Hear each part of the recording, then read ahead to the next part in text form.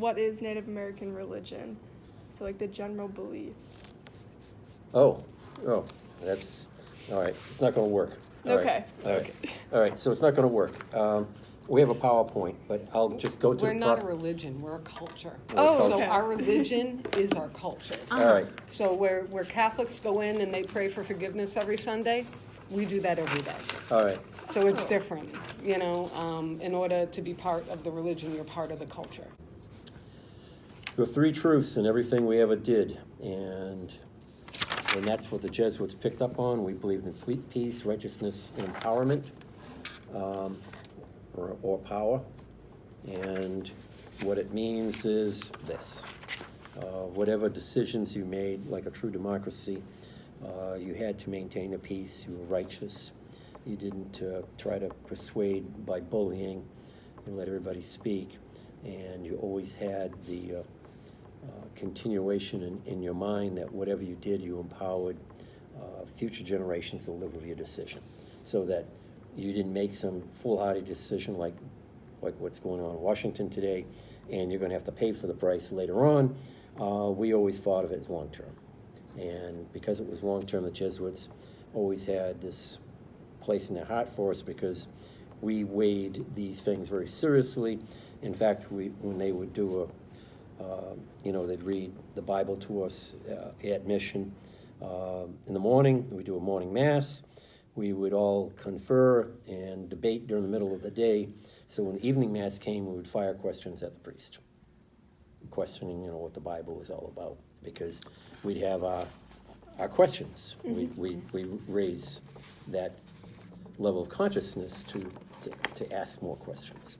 And when the Jesuits met with us, they always said, it seems like the Abenaki always took the high road because they truly believed that all life, including colonial people, Nundakin our homelands, and our Earth Mother and Mother Sky. And don't take these as if they were spiritual things. We made the Earth female, the sky the father, and everything had to be sacred and must be protected by Alnabak, meaning the human beings.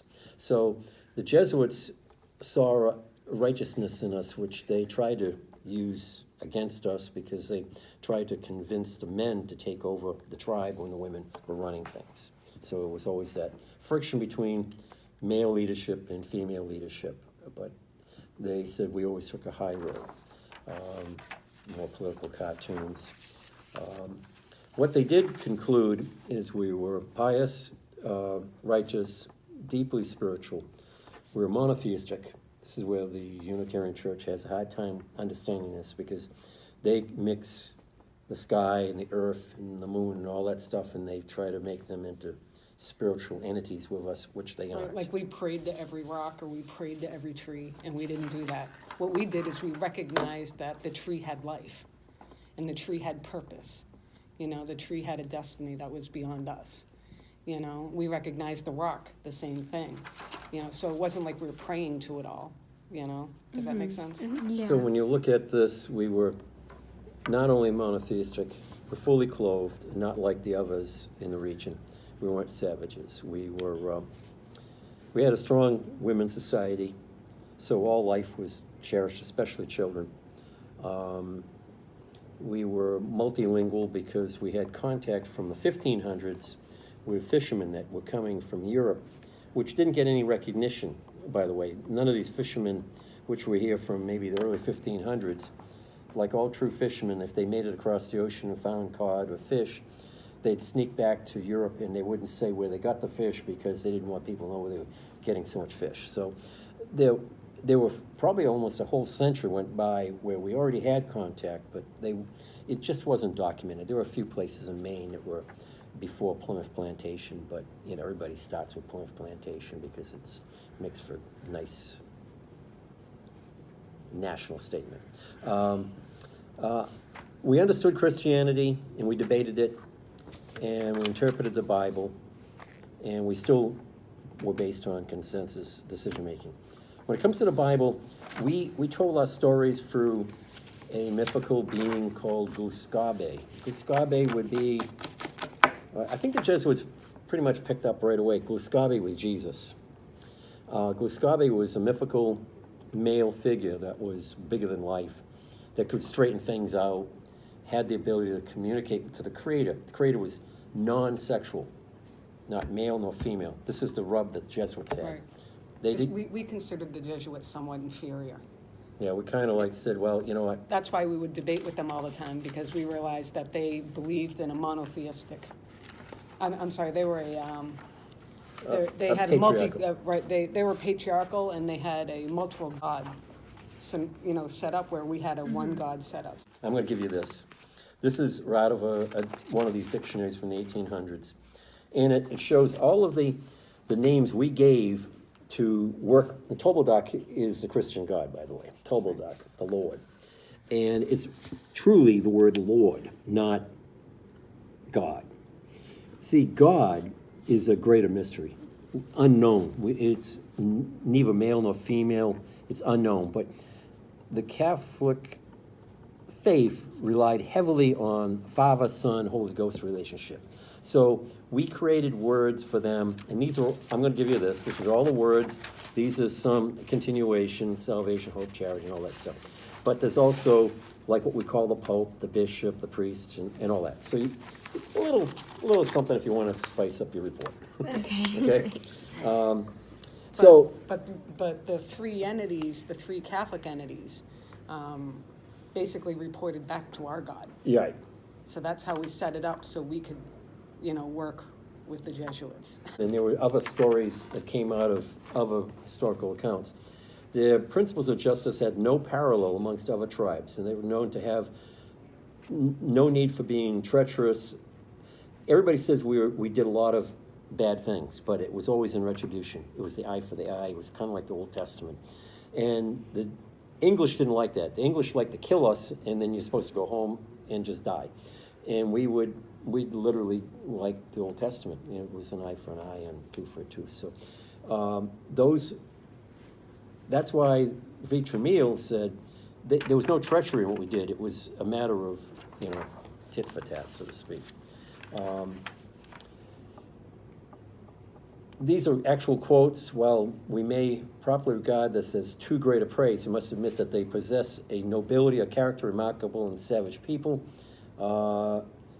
It is certain that the missionaries found them more tractable and more ready to listen to the teachings of any other branch of the Algonquin family which they came in contact with. But it doesn't say we still had fun. I mean, we were still human beings. We weren't like we're monks or anything. But it was interesting that these are the comments that came out of the Jesuits, that we were described as modest, remarkable, recorded in favor of warrior, that no female prisoner ever had occasion to complain. In other words, we didn't rape or pillage at all, ever. Now, that's contrary to what you hear at Oyster River and some of these other massacres. They claim were massacres, but we are pushing back. We understood the Bible because it was Hawigan. Hawigan means something that took somebody else's ideas and thoughts and words and put it into another environment so that somebody else could interpret it elsewhere. Hence a book, a Bible, a painting, something that is from your mind. You create, you paint, you write, you articulate, you sing. Whatever it is, you've converted an idea into some other means of communication. A Bible would have been called Hawigan because it was the writings of Christians, which, we got a rough idea of the history because I'm sure the Jesuits drilled it into our head. But we would have understood what a Bible was. It wasn't just a book. It was conveying ideas from somebody else. Water was sacred and holy. And we consider Nibi Walzone medicine or water medicine as the same. We think of it today as baptism, but we considered it beyond just baptism or cleanliness or washing or sweat lodges. We considered it like the universal solvent that kept you alive, and it's all life needs water. Thing you could try to do is come up with an exercise that had to do with water in some capacity, and how important it is to have clean water. You gotta remember those first pilgrims that arrived in Plymouth. They didn't know how to drink water. They We didn't know had how to teach drink them. it. We had to teach them how to drink water. They were drinking beer, meads, and things that are, because the water in Europe was so bad in the day that, It would have killed them if they drank it in Europe. so water, we had to explain to them that water actually had curative and good, characteristics. Water is sacred, and we must always, protect it, and this is probably not the best water in the world. It came from Newbury, Mass, well, whatever. It's water, the importance of it, and if you could work something in there, understanding that we all need water, and clean water is important to sustain life on this earth. I mean, there's a lot of other things like, the earth environment, but water, you can live without food for quite a while, but you can't go very long without water. So it's one of those spiritual things for us. I think the water is kind of like one of those universal things that was used for baptism, it was used for bathing, used for medicine. It was a universal solvent. Almost all plants will give up their medicinal characteristics with water, whether it's boiled water as a tea or whether it's just soaked in it. So water is an important element, and I think it's also an important element in Christianity. So just trying to be nice to the Jesuits and go along with everything and trying to understand what that culture was all about. White culture likes to take our culture and profiteer off it. And then So I make guess something out if of there it. was anything that I would want the next generation to know is, please don't do that.